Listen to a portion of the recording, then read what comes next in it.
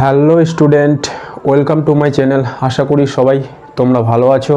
আজকে আবারও আমরা শুরু করছি ছায়া প্রকাশনী বই থেকে নিউটনের গতিসূত্র অধ্যায়ের এমসিকিউ সমাধানের ক্লাস। আজকে আমাদের পার্ট 5, সম্ভবত এটাই আমাদের নিউটনের গতিসূত্র অধ্যায়ের লাস্ট পার্ট। চলো তাহলে আমরা শুরু করছি আজকের ক্লাস। আজকে আমরা শুরু করব কোশ্চেন নম্বর 31 থেকে। কোশ্চেন নম্বর 31, একটি রকেট 100 কেজি পার সেকেন্ড হারে জ্বালানি খরচ করে নির্গত গ্যাসের বেগ 5 × 10⁴ মিটার পার সেকেন্ড অভিকর্ষকে উপেক্ষা করলে রকেট যে পরিমাণ ঘাত বল অনুভব করে তা হলো। এখানে এটা রকেটের অঙ্ক ভরবেগের সংরক্ষণ নীতি অনুযায়ী আমাদের করতে হবে। তো question number 31,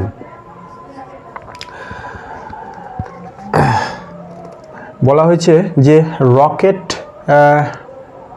100 KG per second হারে জ্বালানি খরচ করে, তাহলে এই জ্বালানি খরচের যে হার সেটাকে আমরা বলবো dm/dt। এটা দেওয়া আছে 100 কেজি পার সেকেন্ড। আর কি দেওয়া আছে?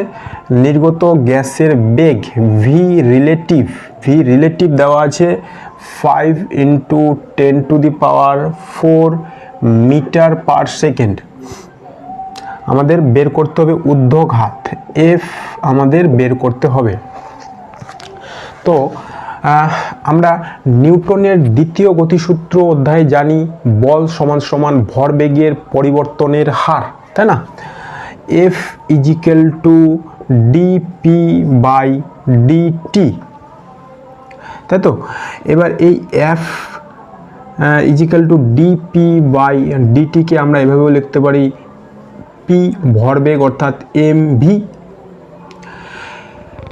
যদি সংস্থার মধ্যে ভর পরিবর্তনশীল হয় তাহলে আমাদের এই যে ডেরিভেটিভ সেটা ইউভি পদ্ধতিতে করতে হবে। এতক্ষণ পর্যন্ত আমরা এই যে F = ma ফর্মুলাটা ব্যবহার করে এসেছি, সেখানে ভর ছিল ধ্রুবক, কিন্তু এইখানে ভর পরিবর্তনশীল, তাই আমাদের এই ডেরিভেটিভটা ইউভি পদ্ধতিতে করতে হবে। তাহলে এটা কি হবে? এটা একবার m কনস্ট্যান্ট, তাহলে এটা হবে dv/dt plus v constant dm/dt। আর আমরা আগে যেটা করতাম সেটা কি ছিল? F =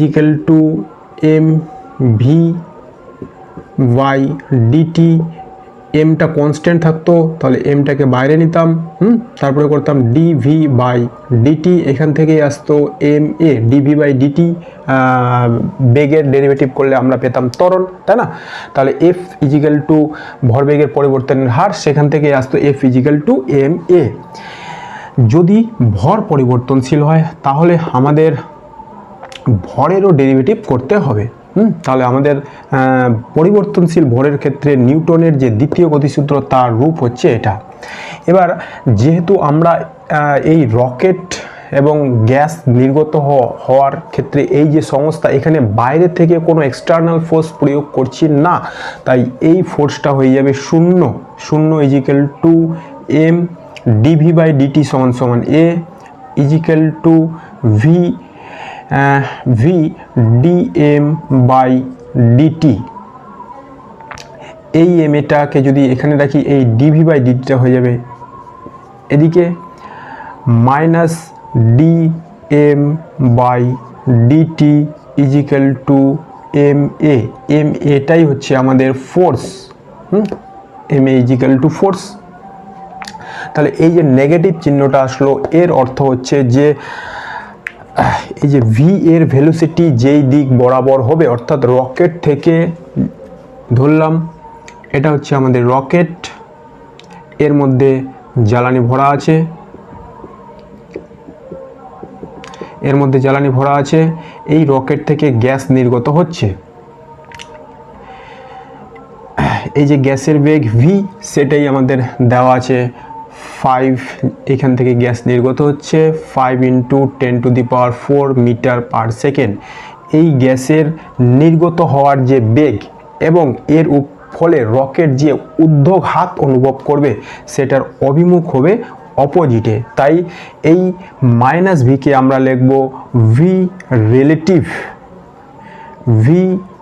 relative dm by dt equal to F.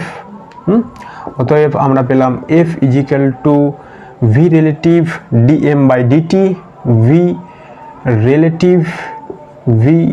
Relative dm by dt. এখানে মানটা আমরা বসাবো, ডিএম বাই ভি রিলেটিভ কত 5 × 10⁴, ডিএম বাই ডিটি কত 100, তাহলে এটা হয়ে যাবে 5 × 10⁶ এফ অর্থাৎ নিউটন। তাহলে এটা উত্তর হয়ে গেল 5 × 10⁶ নিউটন। এটা কোন অপশানের সঙ্গে মিলছে? 31। 5 × 10⁶, অপশান 6 সি। এটা হচ্ছে আমাদের অপশান সি। 31 এর উত্তর হলো অপশান সি। এরপরে আমরা করব কোশ্চেন নম্বর 32। একটি অভিকর্ষ মুক্ত স্থানে এম ভরের এক ব্যক্তি মেঝে থেকে এইচ উচ্চতায় আছে। ব্যক্তিটি এম ভরের একটি বলকে নিচের দিকে ইউ বেগে ছুড়ে দিল। বলটি যখন মেঝেতে পৌঁছালো তখন মেঝে থেকে লোকটির দূরত্ব হবে। অভিকর্ষহীন স্থানে এম ভরের একটি বস্তু এইচ উচ্চতায় ছিল, সেখান থেকে এম ভরের বস্তুকে ইউ বেগে নিচের দিকে ছুড়ে দিল। তাহলে লোকটি আরও যে দূরত্ব যাবে সেটা আমাদের বের করতে হবে, এইচ প্লাস এইচ ড্যাশ। এক্ষেত্রে আমরা ধরলাম যে ব্যক্তিটি অনুভূমিক তল থেকে এইচ উচ্চতায় আছে, এইখানে কোনো এক ব্যক্তি আছে, এই ব্যক্তির ভর দেওয়া হয়েছে ক্যাপিটাল এম। সে এইচ উচ্চতায় আছে, এখান থেকে সে এম ভরের একটি বস্তুকে নিচের দিকে ইউ বেগে ছুড়ে দিল। তাহলে বলটি যখন মেঝেতে পৌঁছালো তখন মেঝে থেকে লোকটির দূরত্ব, যেহেতু ঘটনাটা অভিকর্ষহীন স্থানে ঘটছে তাই ব্যক্তির যে ওজন সেটা নিচের দিকে কাজ করবে না। তাহলে এটাকে আমরা নর্মাল যে সিস্টেমগুলো হয় সেটার মতো মনে করতে পারি যে এটা একটা ভর, এই ভর যেমন বন্দুক থেকে গুলি ছোড়া হয়, গুলি যদি সামনের দিকে যায় তাহলে বন্দুক পিছনের দিকে বেগ অনুভব করে, ঠিক এইরকম ব্যাপারটা। যদি এম ভরের ব্যক্তি স্মল এম ভরের বস্তুকে ইউ বেগে ছুড়ে দেয়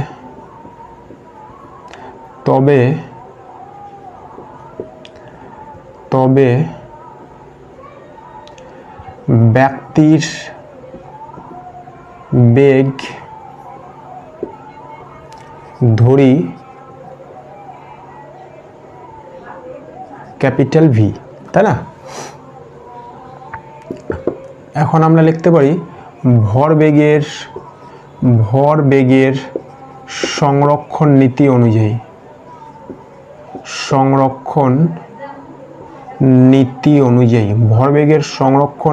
অনুযায়ী বস্তুটাতে প্রাথমিক কোনো ভরবেগ ছিল না, এই যে বেগ সৃষ্টি করা হয়েছে এটাকে আমরা পারস্পরিক ক্রিয়া প্রতিক্রিয়া বল মনে করতে পারি, তাই না? তাহলে বস্তুর প্রাথমিক ভরবেগ ছিল 0, তাহলে অন্তিম ভরবেগও হবে 0। অতএব প্রাথমিক ভরবেগ 0 ইজিক্যাল টু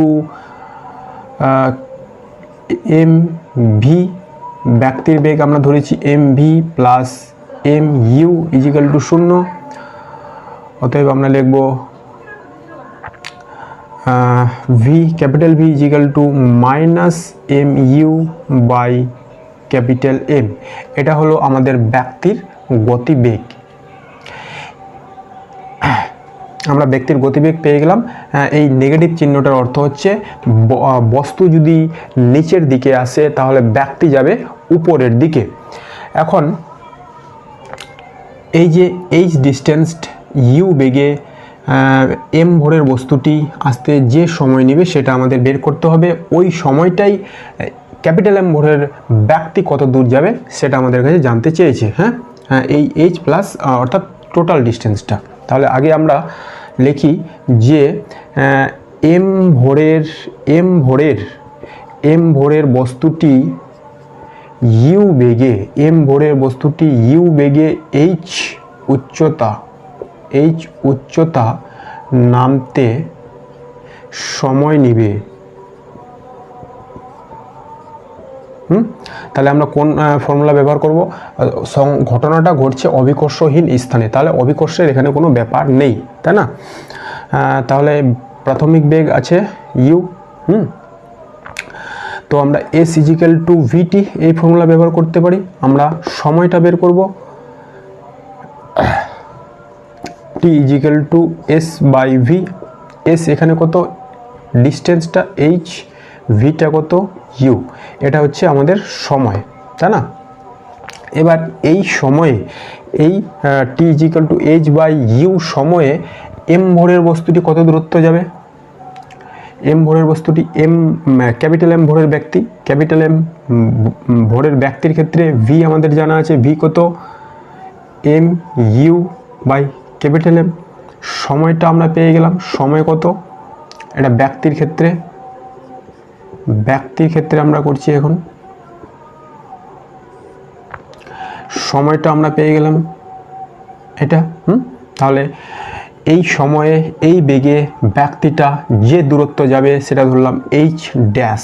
তাহলে এইচ ড্যাশ এখানেও আমরা s equal to v t formula ব্যবহার করব। S equal to v t, v হচ্ছে এটা m u by capital m, t হচ্ছে এটা বাই ইউ, এটা কেটে যাবে, তাহলে কি থাকছে m h by capital m.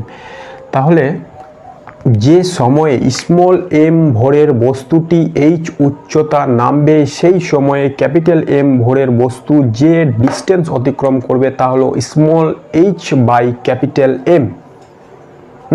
তাহলে মোট উচ্চতা, অতএব আমি লিখব মোট উচ্চতা। তাহলে কত হলো মোট উচ্চতা? আগেই ছিল এইচ, এখন হলো এটা এইচ ড্যাশ সমান h plus m h by capital m. এখান থেকে আমরা এইচ কমন নিতে পারি। উত্তরটা কিভাবে দেওয়া আছে দেখে নিই। হ্যাঁ, এইচ কমন নিয়ে নিই, তাহলেই হয়ে যাবে। এইচ কমন নিই, 1 plus m by capital m. এটা হচ্ছে টোটাল উচ্চতা, অপশান এ। তাহলে 32 এর হয়ে গেল আমাদের অপশান এ। এরপর আমরা করব কোশ্চেন নম্বর 33।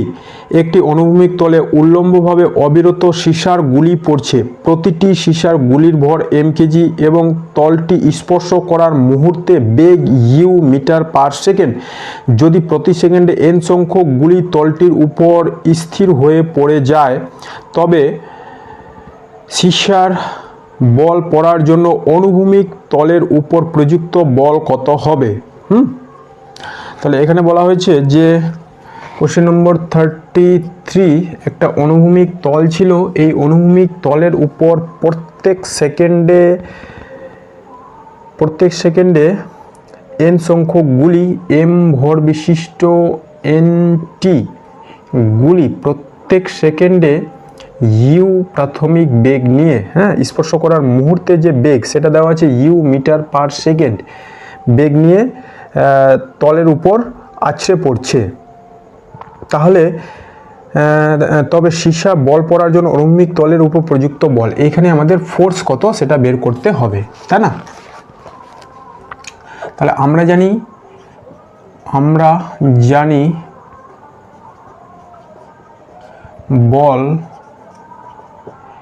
এফ সমান ভরবেগের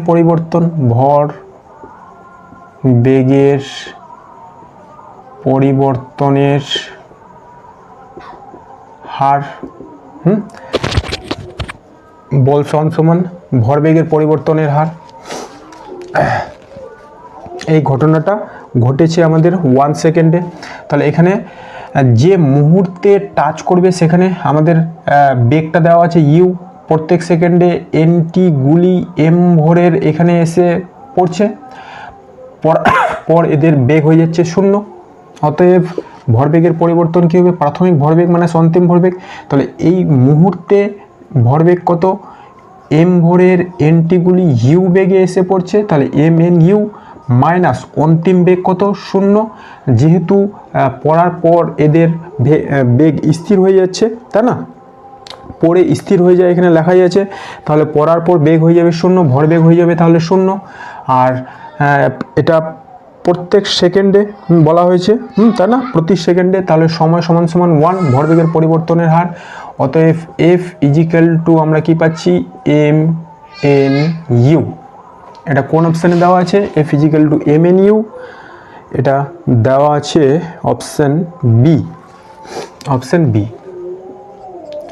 এম এন ইউ, এটা যেহেতু বল, এর একক হবে newton, m n u newton. Question number 34, m ভরের কোনো বস্তুকে একটি অনুভূমিক ঘর্ষণহীন তল বরাবর স্মল এম ভর বিশিষ্ট একটি দড়ির সাহায্যে টানা হচ্ছে। যদি দড়িটির মুক্ত প্রান্তে পি বল প্রয়োগ করা হয় তাহলে দড়ি দ্বারা বস্তুটির উপর প্রযুক্ত বল কত হবে। এখানে দেওয়া আছে ক্যাপিটাল এম ভরের একটা বস্তু, ক্যাপিটাল এম ভরের একটা বস্তু কোনো অনুভূমিক ঘর্ষণহীন তলের উপর রাখা আছে। এটা হচ্ছে অনুভূমিক ঘর্ষণহীন তল। এই বস্তুটিকে এম ভর বিশিষ্ট, স্মল এম ভর বিশিষ্ট একটি দড়ির সাহায্যে, স্মল এম ভরের বিশিষ্ট দড়ির সাহায্যে টানা হচ্ছে। এইখানে পি বল প্রয়োগ করে দড়িটিকে টানা হয়েছে। তাহলে আমাদের বের করতে হবে এই পয়েন্টে, এই পয়েন্টের নাম দিলাম বি, এই পয়েন্টের নাম দিলাম এ। বি পয়েন্টে দড়ি দ্বারা প্রযুক্ত বল, দড়ি দ্বারা বস্তুটির উপর প্রযুক্ত বল, এই বিন্দুতে আমাদের প্রযুক্ত বল বের করতে হবে, তাই না, অর্থাৎ টান বলটা বের করতে হবে। এখানে টান হবে এদিকে, এখানে টান হবে এদিকে, তাই তো। তাহলে কোশ্চেন নম্বর 34, আমরা দেখতে পাচ্ছি যে এইখানে দড়িরও ভর আছে, ক্যাপিটাল এম ভরের বস্তুর তো ভর আছেই, সঙ্গে দড়িটাও ভর আছে। সাধারণত অন্য অঙ্কগুলোতে দড়ির ভর দেওয়া হয় না, দড়ির ভর ধরা হয় ভরহীন। যদি দড়ির ভর থাকে তাহলে পি বল প্রযুক্ত হলে পি বল দ্বারা এই এম ভরের দড়ি এবং ক্যাপিটাল এম ভরের বস্তু দুটোই সামনের দিকে গতিশীল হবে। সেই ক্ষেত্রে আমরা বলতে পারি যে প্রযুক্ত বল F equal to m A, F equal to m A formula আমরা ব্যবহার করব। সেখান থেকে আগে ত্বরণ বের করে নেব।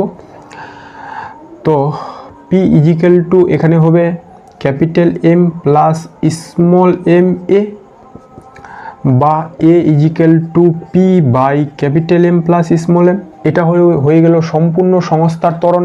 এবার যদি আমরা পার্টিকুলারলি শুধুমাত্র ক্যাপিটাল এম ভরের বস্তুর দিকে তাকাই তাহলে কি দেখতে পাবো, ক্যাপিটাল এম ভরের বস্তুটা সামনের দিকে এ ত্বরণে গতিশীল, এ ত্বরণে গতিশীল, তাই না।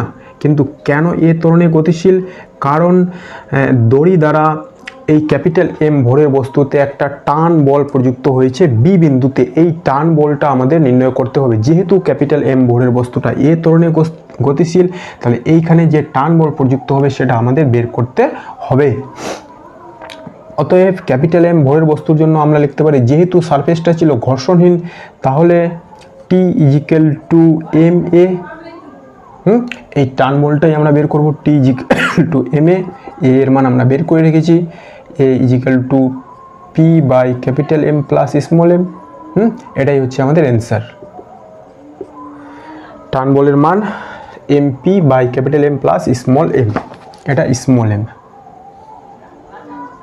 এটা কোন অপশানে আছে, 34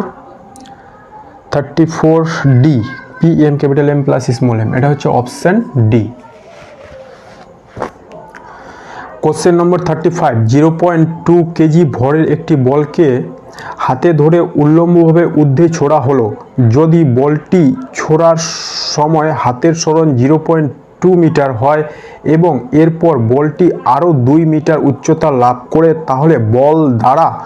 তাহলে হাত দ্বারা বলটির উপর প্রযুক্ত বলের মান কত হবে। আমাদের এফটা বের করতে হবে। এখানে খুব ইন্টারেস্টিং একটা অঙ্ক, হাতের সরণ এবং বল যে উচ্চতা আরোহণ করেছে সেটা দেওয়া আছে, তাই না?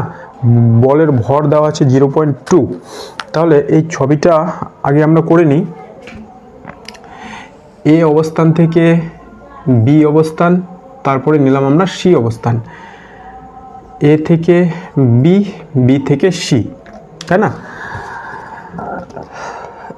এইটুকু হচ্ছে আমাদের হাতের সরণ 0.2 মিটার, আর এটা হচ্ছে বলের সরণ। বল প্রাথমিক বেগ লাভ করার পর যে সরণ সেটা হচ্ছে 2 মিটার। এটা হলো আমাদের হাতের সরণ। ইউ শূন্য বেগে বস্তুটিকে নেওয়া হলো, তারপরে হাত দ্বারা বস্তুর উপর বল প্রযুক্ত করে বস্তুতে বল প্রযুক্ত করলে ত্বরণ সৃষ্টি করা হলো। ফলে এই অবস্থানে তার বেগ ধরলাম হলো ইউ ড্যাশ। এরপরে এই বস্তুটা উপরের দিকে উঠলো, অভিকর্ষজ বল নিচের দিকে ক্রিয়া করায় এই বিন্দুতে এসে বস্তুর বেগ হয়ে গেল ভি সমান সমান 0। অর্থাৎ এই যে উচ্চতাটা সেটা হচ্ছে 2 মিটার। ঠিক আছে?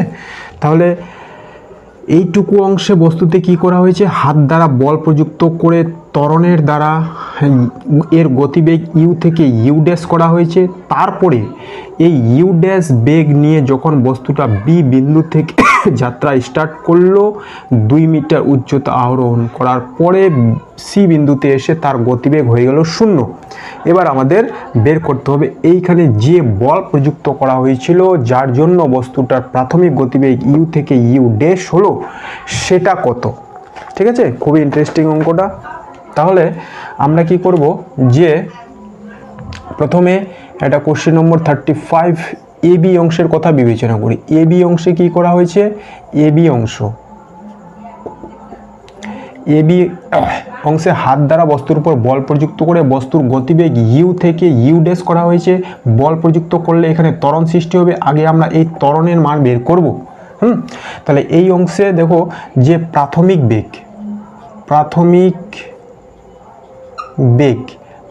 বেগটা কত, প্রাথমিক বেগ ইউ ইজিক্যাল টু 0। অন্তিম বেগটা কত, অন্তিম বেগ হয়ে যাচ্ছে আমাদের ইউ ড্যাশ। তাহলে আমরা বের করব ত্বরণের মান। আর উচ্চতাটা আমাদের জানা আছে 0.2 মিটার। এস দূরত্ব কত, দূরত্ব এস ইজিক্যাল টু 0.2 মিটার।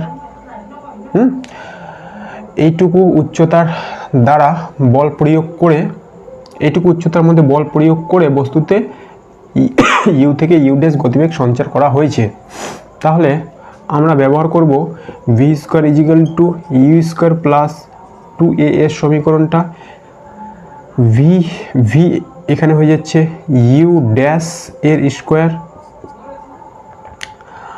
আর ইউটা হয়ে গেল 0, 2 এটা হলো ত্বরণ, আর এসটা হলো 0.2। আচ্ছা, এসটা আপাতত এস থাক, হ্যাঁ, পরে আমরা এটাকে কনভার্ট করে দেব। এসটা হচ্ছে কিন্তু এই 0.2, এসটা লিখে রাখলাম 0.2। তাহলে এখান থেকে আমরা বের করে নেব আগে এ এর মান। A equal to u dash square by 2s, এটা হলো ত্বরণের মান। এরপরে আমরা বেগ পেয়ে গেলাম ইউ ড্যাশ। এই ইউ ড্যাশ বেগ নিয়ে বস্তুটি এবার উপরের দিকে উঠবে, অভিকর্ষজ ত্বরণ নিচের দিকে কাজ করবে, তাই 2 মিটার যাওয়ার পর বস্তুটার বেগ হয়ে গেল 0। এইখানে আবার আমরা এই ফর্মুলা ব্যবহার করে ইউ ড্যাশের মান বের করব। তাহলে এবার আমরা করছি বিসি অংশের জন্য। বিসি অংশে এবার কি হবে, প্রাথমিক বেগ, এইখানে প্রাথমিক বেগ কত, প্রাথমিক বেগ ইউ ড্যাশ। অন্তিম বেগ কত, অন্তিম বেগ ভি ইজিক্যাল টু 0। উচ্চতা কত, দূরত্ব বা উচ্চতা হচ্ছে 2 মিটার, এটাকে আমি এইচ বলে দিলাম। আর ত্বরণ, অভিকর্ষজ ত্বরণ অভিকর্ষজ ত্বরণ সেটা হচ্ছে জি। তাহলে আমি এই ফর্মুলা ব্যবহার করব। অতএব v square equal to u square minus 2as, এখানে যেহেতু ত্বরণ নিম্নমুখী তাই মাইনাস চিহ্নটা নিলাম। ভি অন্তিম বেগ কত? অন্তিম বেগ হয়ে গেল 0। ইউটা কত? ইউটা হচ্ছে আমার এই ইউ, হ্যাঁ ইউটা আমি তো বের করব। ইউটা হলো এখানে প্রাথমিক বেগটা হলো ইউ ড্যাশ, তাই না? অন্তিম বেগটা 0, ইউটা হচ্ছে ইউ ড্যাশ এর স্কোয়ার 2, এটা হয়ে গেল জি, আর এসটা হয়ে গেল আমার এই হাইটটা, এটাকে ধরে নিলাম এইচ, এটা হয়ে গেল এইচ। এটা দেওয়া আছে, পরে আমরা মানটা পুট করে দিব। তাহলে এখান থেকে আমি পাচ্ছি যে u dash square equal to 2gh, u dash square equal to 2gh। এরপরে আমি আচ্ছা, এই যে ডিস্টেন্স সেটা আমাকে সম্পূর্ণটা নিতে হবে। এটা এইচ, হ্যাঁ ডিস্টেন্সটা হচ্ছে টোটাল এইচ, এটাকে বললাম আমি ক্যাপিটাল এইচ। কারণ বস্তুটা এইখান থেকে যাত্রা শুরু করে এইখানে পৌঁছেছে, হ্যাঁ ইউ গতিবেগ লাভ করার জন্য বস্তুটা তো এখান থেকেই তার বল পাওয়া শুরু করেছে, তাই না? তাই আমাদের ডিস্টেন্স সম্পূর্ণটাই নিতে হবে। তাহলে এই উচ্চতা যেটা 2 মিটার, সেটা ক্যাপিটাল এইচ হয়ে যাবে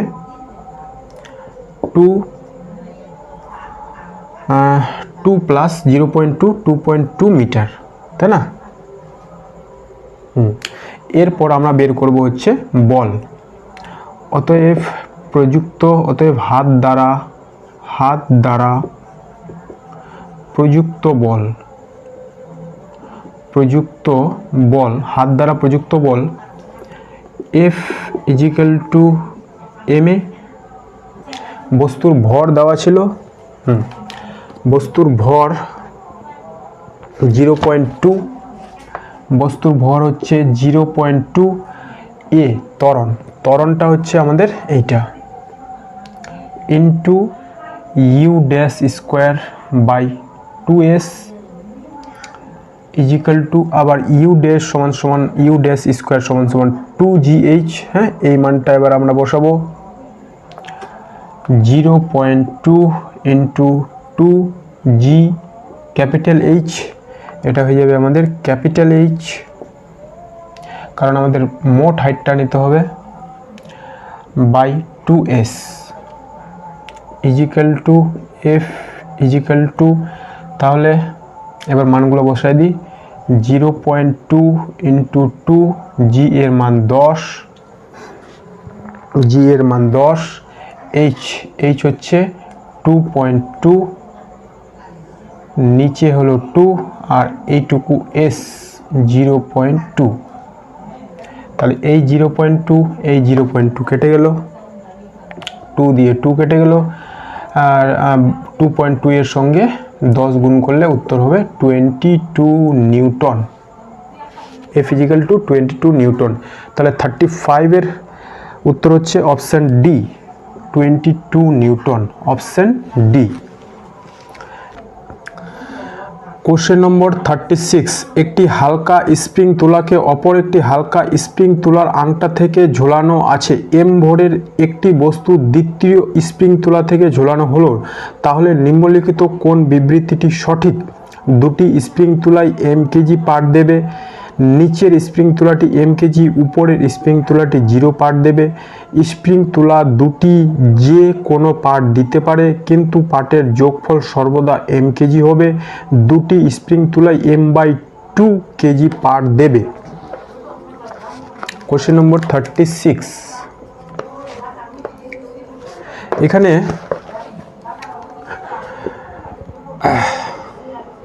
দুটি স্প্রিং তুলা, এটা একটা স্প্রিং তুলা, এর নিচে আরেকটা স্প্রিং তুলা, এইখানে হচ্ছে m ভরের বস্তুটা ঝুলানো আছে। তাহলে এম ভরের বস্তুর জন্য যে ওজন বল সেটা নিচের দিকে কাজ করবে, ফলে এই বল এই স্প্রিংটাকে বললাম আমরা K1, এটাকে বললাম K2, দুটো স্প্রিংয়েই অনুভব হবে, ফলে দুটো স্প্রিংয়েই এই এম ভরের জন্য পার্ট দিবে।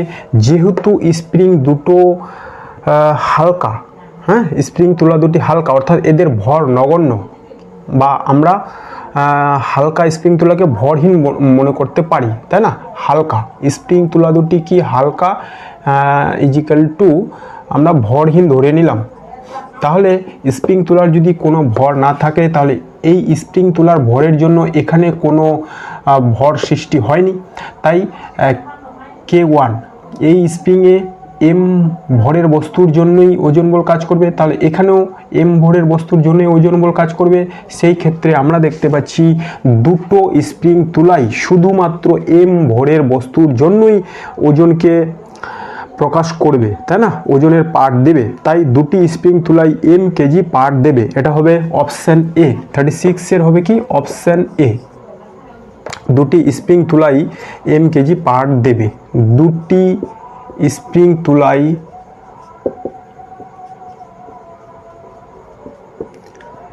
এম কেজি পার্ট দেবে।